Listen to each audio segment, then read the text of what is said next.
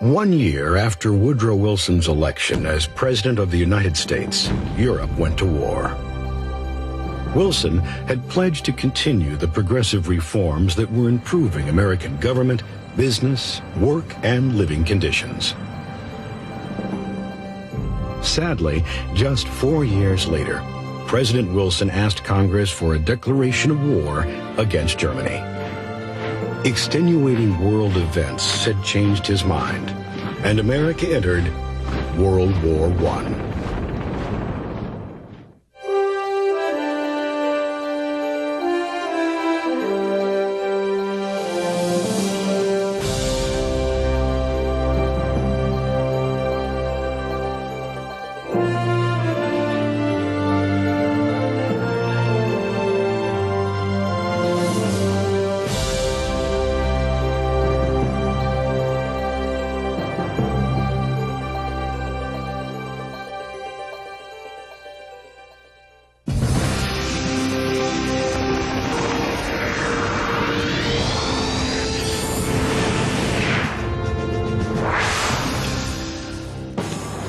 It was called by some the war to end all wars.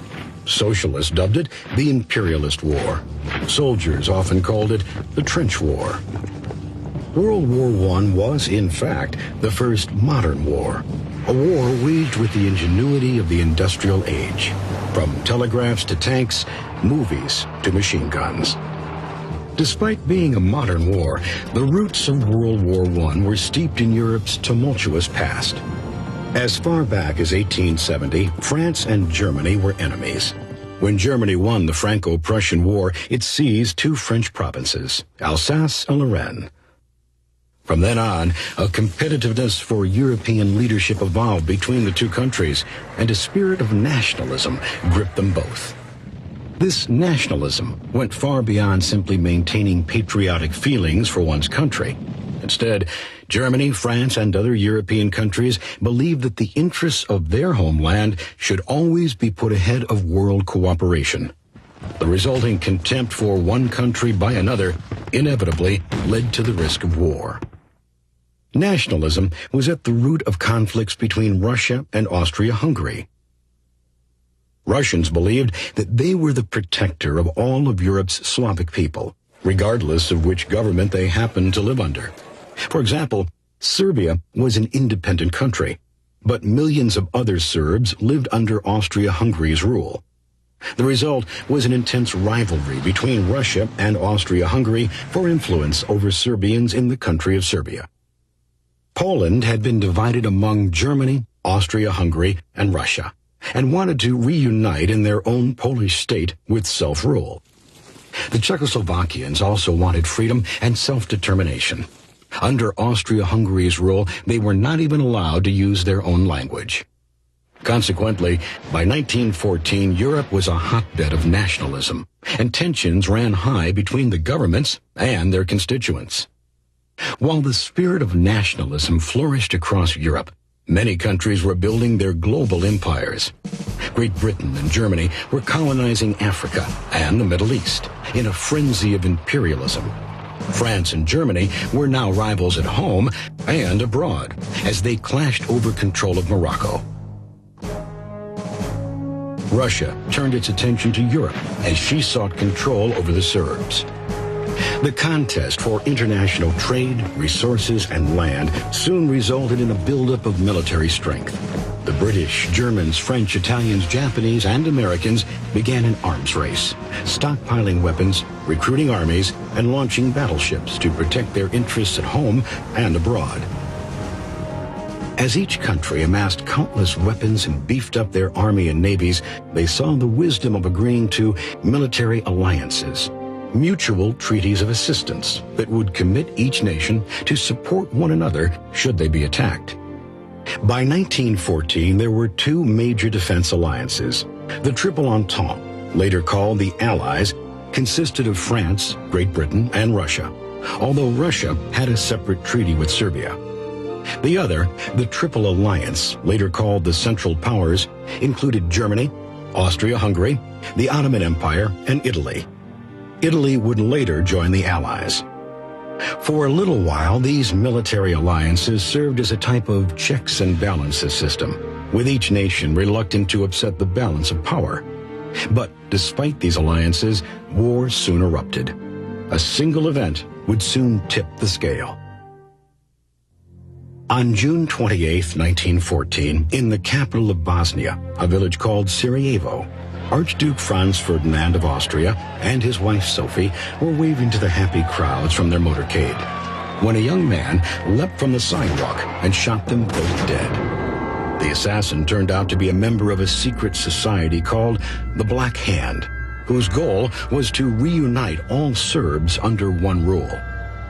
The assassination was used by the Austria-Hungary government as an opportunity to make an example of Serbia and squelch any nationalist uprisings in the future. 1 month later, Austria-Hungary declared war against Serbia. If it weren't for the military alliances, it might have been a relatively small, localized conflict. Instead, one nation after another was pulled into the fight due to their treaties of support. In order to aid its Serbian allies, Russia mobilized its armed forces. Germany, who was obligated by treaty to support Austria-Hungary, declared war on Russia 2 days after that. Subsequently, Germany declared war on Russia's ally, France. And 1 day later, Great Britain, who had a treaty with France, declared war on Germany and Austria-Hungary. World War I had begun.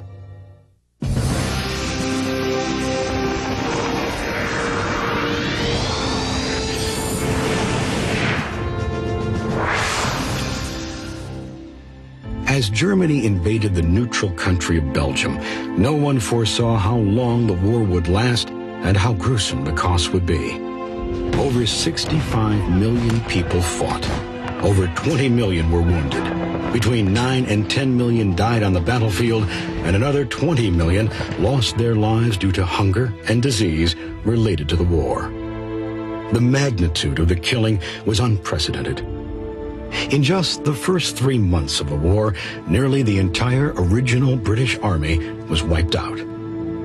Despite all the carnage, the battle lines remained almost stationary in France. The Western Front, as it was known, was defined by 2 lines of trenches, zigzagging across northern and eastern France for thousands of miles. Wide enough for 2 men to walk abreast and stand erect to fire their machine guns, the trenches were choked with mire, rats, and lice. German soldiers occupied one line, Allied soldiers the other. Between them lay a no-man's land, filled with barbed wire and mud, smoldering with bomb craters. From time to time, soldiers would storm out of these trenches and attempt to overrun the enemy, only to be met with a hail of bullets.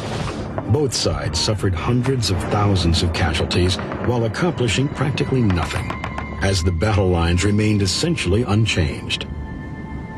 Meanwhile, the tools of technology, which had provided prosperity for the industrialized world, were now being used to create more efficient and more ghastly weapons.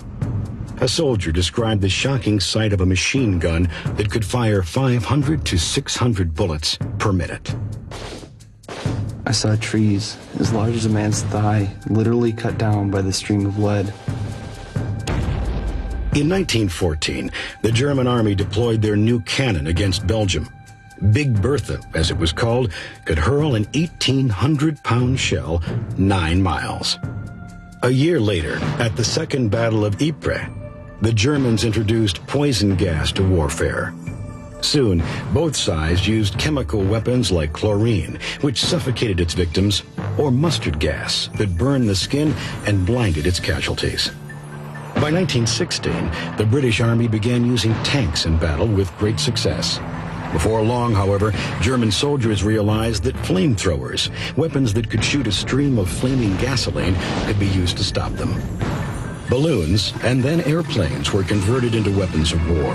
When Germany attacked the Belgian city of Liège in 1914, it was the first time civilians were killed by a warplane. Planes were fitted with machine guns and loaded with bombs, and soon began dueling in air-to-air combat. These dogfights became a common sight over the skies of Europe. Germany's leading fighter pilot, Manfred Richthofen, nicknamed the Red Baron by the British because of his brightly painted red Albatross airplane, shot down 80 Allied aircraft before being struck by a bullet from the trenches and crashing to his death. If I should come out of this war alive, I will have more luck than brains. Even more destruction was waiting on and under the Atlantic Ocean as Germany pressed its Unterseeboots, its submarines, into the battle.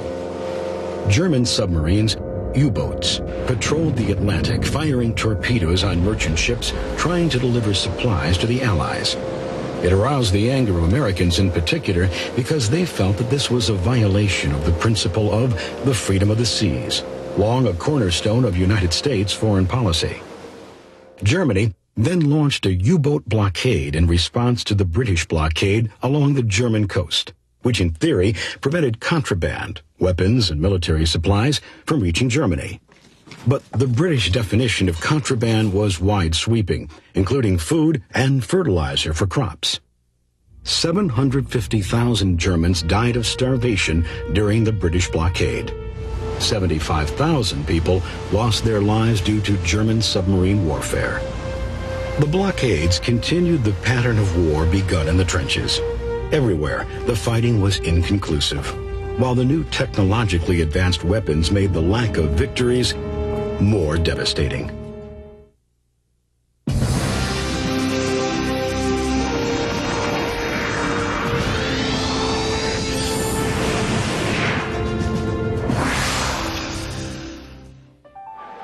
Into this battle of death and despair came the United States in the spring of 1917, despite President Woodrow Wilson's promise that the U.S. could stay neutral.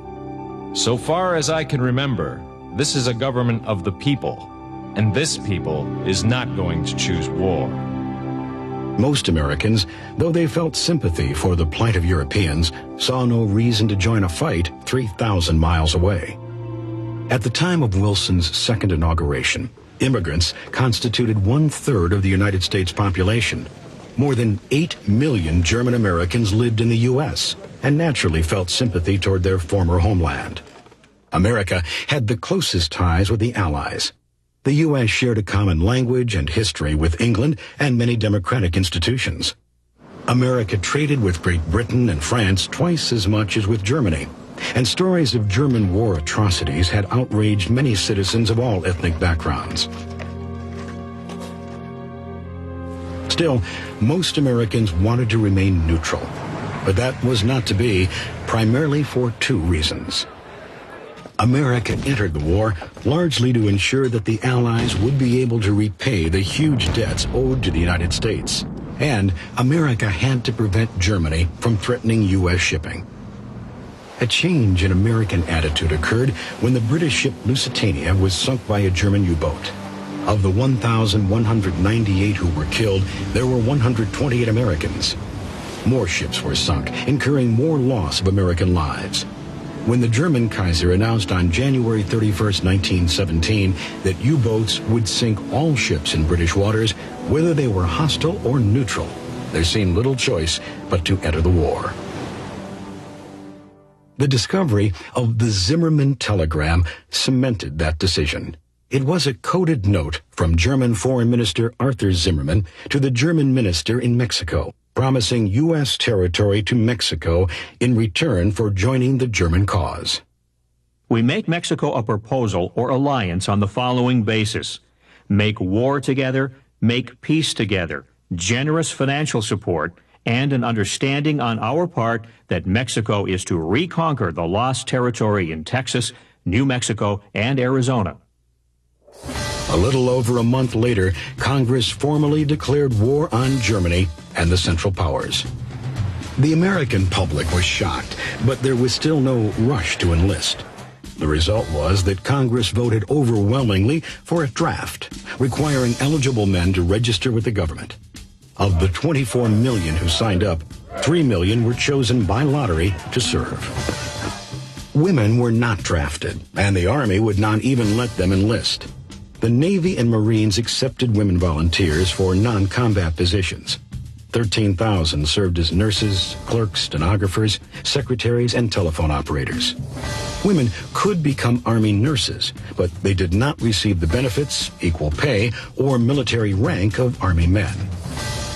The number of African Americans who served in World War I was double their proportion in the general population.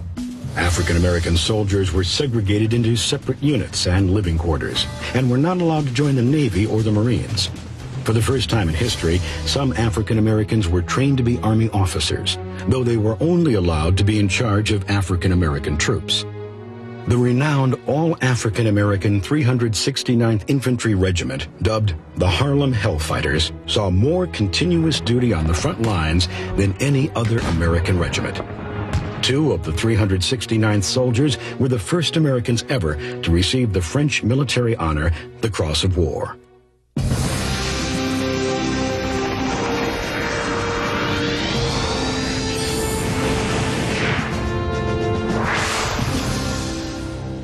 Of course, before any American soldiers were able to fight in World War I, the United States had to get troops and supplies to Europe. The costs of such an operation were staggering. To raise money and get the resources needed, the United States government implemented extraordinary measures. First, the federal government took control of the economy and gave the president the power to fix prices and regulate certain war-related industries. President Wilson next established the War Industries Board and appointed millionaire financial expert Bernard Baruch to head it. Wilson often called him Dr. Fax because of his ability to assemble, coordinate, and distribute details about war materials and production. Every man has a right to be wrong in his opinions, but no man has a right to wrong in his facts. No detail, however seemingly trivial, escaped his scrutiny. Baruch noticed that 8,000 tons of steel were used each year to make ladies' corsets. He asked American women to give up that fashion in support of the war. They did, and the steel saved could be employed to build 2 battleships. The board encouraged companies to use mass production techniques to increase efficiency and eliminate waste. It also established price controls, allocated raw materials, and told manufacturers what they needed to produce in order to help the war effort. As a result, industrial production increased by 20%. Other government agencies controlled the railroads, regulated the use of coal and oil, and mediated labor disputes, avoiding crippling strikes. The War Industries Board also created a massive publicity campaign, encouraging the public to contribute to the war effort by planting victory gardens and observing meatless meals, so food could be sent overseas to the troops. Gasless Sundays and lightless nights soon followed. My Tuesdays are meatless. My Wednesdays are wheatless. I'm getting more eatless every day. In order to conserve energy, the War Industries Board even adopted an idea first championed by Benjamin Franklin: daylight savings time, to take advantage of the longer days of summer and use less electricity. And finally, to raise the $33 billion cost of the war, the government took 2 actions. First, it established an excess profits or war profits tax on corporate earnings and higher income taxes on wealthier citizens. Taxes were raised on tobacco, liquor, and luxury goods as well. These actions collected about 1/3 of the money needed. The rest was raised by appealing to Americans' strong sense of patriotism. Liberty bonds were sold. These, in essence, loaned money to the government to fight the war. Movie stars and newspapers, parades and billboards all carried the message to buy bonds. Amazingly, on average, every adult American lent the war effort about $400, a large amount at the time. Even with the money necessary to fight the war, the government realized they would need the popular support of Americans, most of whom had been either neutral or openly against involvement.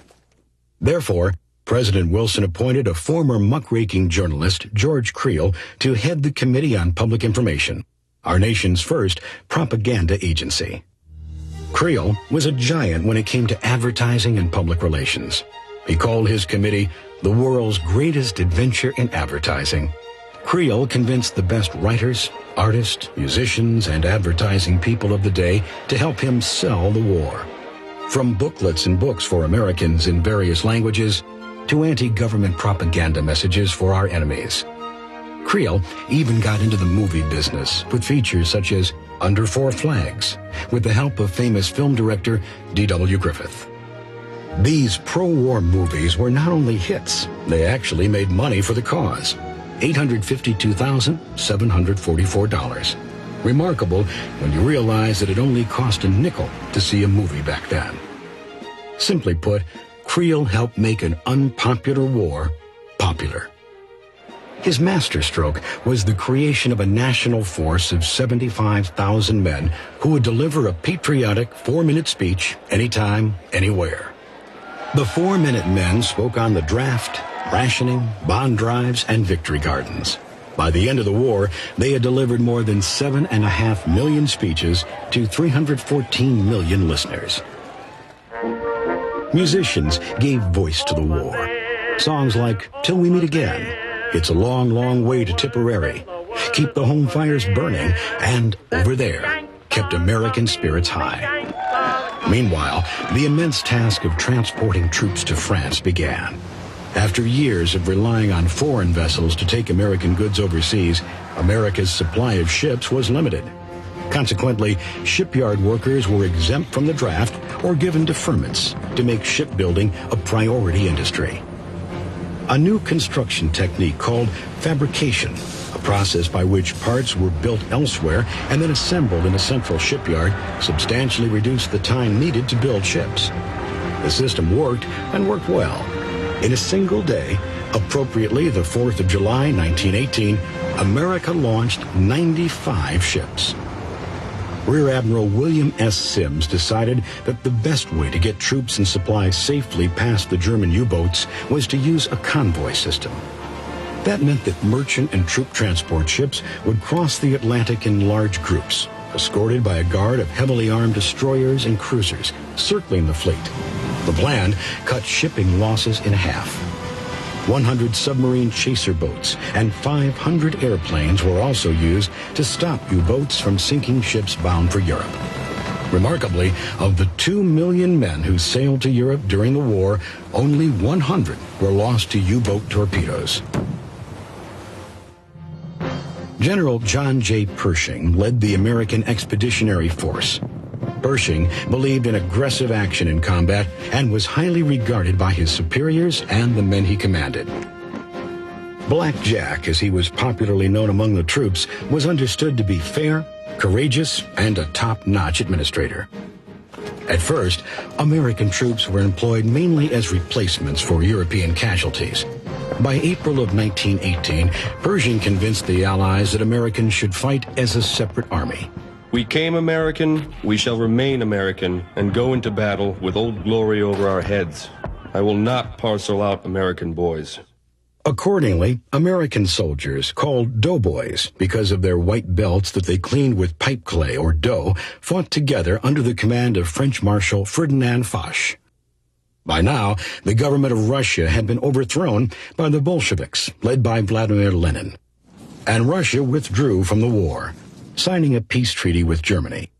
This meant the Germans could now consolidate their army and concentrate on a single front. By May of 1918, the Germans managed to get within 50 miles of Paris. America had arrived over there just in time to help stop the German advance at Cantigny. A few weeks later, the doughboys helped thwart the German attacks at Chateau Thierry and below Wood and Reims. In late summer, the Allies, with America's help, triumphed in the Second Battle of the Marne, and in September mounted offensives against Germans at Saint-Mihiel and in the Meuse-Argonne regions, where 1.2 million U.S. troops fought. By October, it was clear the tide had turned against Germany and the Central Powers, as German troops began to retreat all along the front. The victory was not without devastating cost, however. All told, the United States lost 48,000 men in battle. Approximately 62,000 died of disease, and another 200,000 were wounded and needed immediate medical care. The Army is only 12 miles away. I have Americans, English, Irish, and French, and apart, in the corners, are Germans. They have to watch each other die side by side. The cannon goes day and night, and the shells are breaking over and around us. I have to write many sad letters to American mothers. Thankfully, an end to the slaughter was not far off. Although on the home front, the effects of the war were enormous. From fines and imprisonment for those who opposed the war, to new roles for women and African Americans, World War I was proving to be a major turning point in American history.